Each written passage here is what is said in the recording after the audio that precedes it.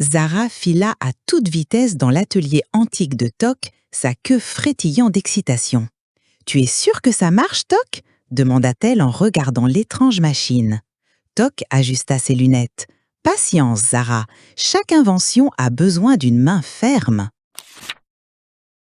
Soudain, la queue de Zara heurta un levier. La machine vrombissait, crépitait, et avec un éclair, Zara et Toc disparurent. « Oups !» couina Zara. Ils atterrirent avec un choc dans une jungle remplie de fougères géantes et d'arbres imposants. « Où sommes-nous » se demanda Zara, ses lunettes de protection de travers. Une petite voix gazouilla « Bienvenue au Jurassique !» Pixel, le caméléon, apparut en scintillant depuis une fougère géante. « Je vous ai suivi !»« Mais nous devons rentrer !» s'exclama Zara. « Ma queue a fait des dégâts !» Toc soupira. « Patience, Zara, nous allons réparer ça ensemble. » Soudain, une ombre géante se profila.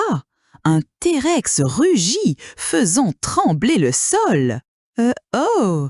couina Pixel, devenant vert pâle. Zara, oubliant sa peur, se faufila derrière le T-Rex et commença à lui chatouiller la queue. Le T-Rex gloussa. « Maintenant !» cria Toc. Pixel pirata la machine à voyager dans le temps du sac à dos de Zara, la visant sur un rocher voisin. « Prêt !»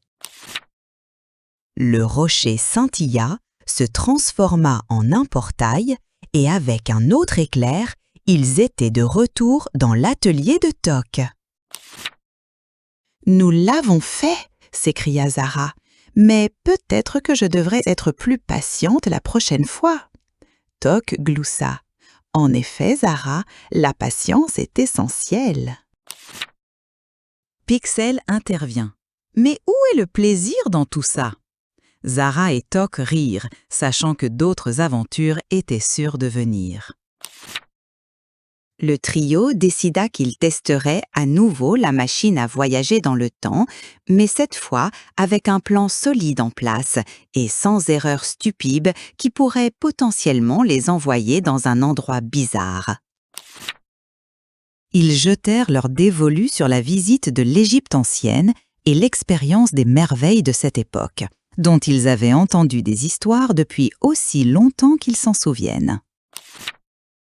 Arrivés en Égypte, ils furent émerveillés de voir le sphinx se dresser, car sa structure massive parlait de l'ère perdue de la civilisation antique.